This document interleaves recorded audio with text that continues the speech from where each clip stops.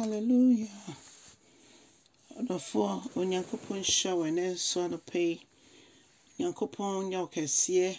baby a wutie me will be Onyankopon be a coin and to be a coin enda. Hallelujah. And then so what a for a day a bomb pider was so no credit who said one my de papa chien. A day, yet any time in poor fable die and answer I don't see sorry you know. Nyane ye no na wabata sano so da sukita ye mo enhiro nka wodin wai yeda wase bebre odomfo yeda wase bebre mobrohumfo yeda wase bebre nyame wo wani na sabre ne ye bompaye erade jai e wasema ye besua no pen so ba wani mu serade na kwafo ma homle so na kasa choye na ma woni onyam enkoso nye Kɛseyɛ yeda wase bebre so wetie wo Yesu Kristo dim ne abompaye. Amen. Therefore, me ma wakwa ba de about yase senjumedi so enen so. Na yafa Yɛnka nsɛm so efi 1Beresosɛm edika etieduonu enkron edukosidu miensa. Se the abrofo beka say 1 Chronicles chapter 29 10 to 13. Adofo me ntie Awurade asɛm. Yɛde Nyame ase so onya nipa bi di omo ye mfato ma yen ye kasa fa David ho David mpaye asedam paebo ebra no oboboa enema no edi esi dan ama Onyankopon a echi Onyankopon ka kire ne se Solomon ena ebesi ne dan ama no. Okay, na David eyi Awurade aye ewo asafo ni nyina animu odofo yeyi Nyame aya enye kokuo mo yeda na edi ma obie hu se ampa ye Nyankopon so na oye niam bebre ama yen na nasem ne o Awurade me Nyankopon a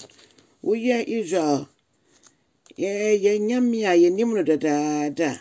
ye papa no Nyankopon ne na yensu ya ba beto wudi ne onyam nka no dadaada Awurade wo ena Kɛseyɛ nyina de wo tumi eni onyam kunimdie wona wo kron wade nyina mu na bibibia wo so ne asase so enyina ya wo dia o Awurade wo dia wahenie nso so eso na obia ne wo nche wo ne onyam Awurade yeyi waye na yakasa wo na wodi nkunim awade nyina so sika ana enidie ne nyina ya wodia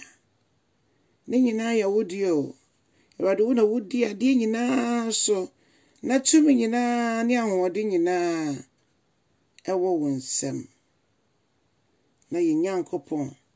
wo manipa nyina ehu se wo ye Nyame wo na ma abasa so a obi antimi mfantu fom ye Nyankopon yeda wase eyi waye ye hyewo ne onyam din no eni onyam ye pagya